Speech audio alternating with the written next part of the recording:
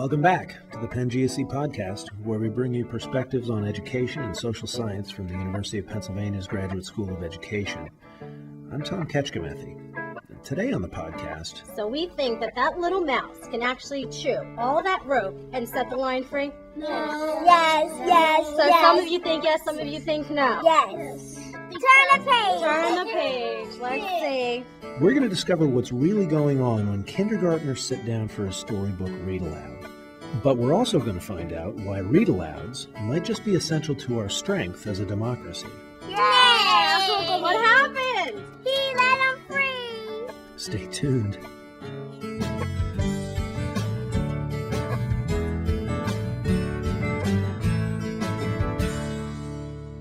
Remember kindergarten? You'd be on the floor with all the other kids, and the teacher would read to you. She'd sit there in her chair, hold up a book like Little Red Riding Hood, and ask, "What do you think this story is going to be about?" This is one of our professors, Lawrence Sipe, who studies young kids and how they engage with literature. He was observing a North Philly classroom when this very scene began to unfold.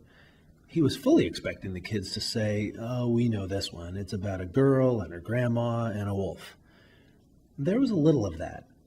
But then this one boy stood up. The child said, with a big grin on his face, "Well, probably she read and she write a lot and she live in the hood." I remember looking at the teacher, both our eyes going really wide and thinking, wow, what does this mean?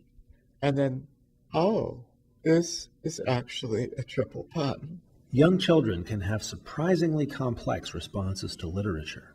It's a topic that Lawrence has been studying for 15 years. He goes into kindergarten, first, and second grade classrooms and records and analyzes read-alouds. So I'm after grand conversations instead of a gentle inquisition. Gentle inquisition means the teacher asks questions to which she already knows the answer, like who saved Red Riding Hood? These questions are rather boring and may tell you something about whether the children remember details of the story, but it doesn't tell you much about their literary understanding and their literary knowledge. To get at kids' literary understanding of picture books, teachers have to ask questions that will get kids to predict and interpret, like, what do you think will happen next? What do you notice? What do you see? What do you see? We followed Lawrence on one of his visits to a group of 5- and 6-year-olds at the Lee School, a public elementary school in Philadelphia. Now we're going to take a look inside, and we're going to look at the end pages. That day, the teacher, Natalia Mikachuk, was reading The Lion and the Mouse, a picture book illustrated by Jerry Pinkney. The only words in this book are sounds. For example, the sound of the lion's roar. It's an Aesop's fable. And as with any fable, The Lion and the Mouse has a moral. And the moral for The Lion and the Mouse is, of course, size does not matter. A weak and small animal can help a strong, ferocious animal. As adults, this lesson is obvious to us. 5-year-olds don't quite get this yet. But Lawrence says what they do take away from the story is still sophisticated. For example, very early on, children have the idea that this takes place in Africa. I think they're in Africa. They may not know the word setting, Because they have giraffes. but they confirm their hypotheses about this setting at the very end of the book. Let's see what happens at the end. What do you think might happen at the end? I love the idea of the prediction that at the end of the book there might be a heart in the illustration. What would the heart mean?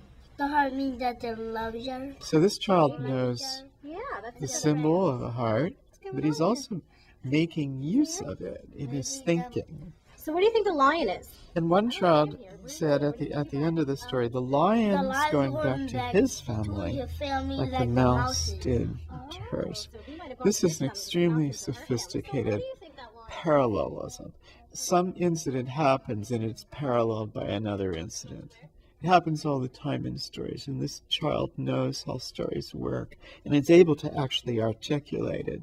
This approach of asking questions with no expected or easy answers, of allowing children to explore meaning for themselves, is not being used in most classrooms in the United States. Instead, the focus tends to be on getting kids to be able to sound out words. And this, of course, is important.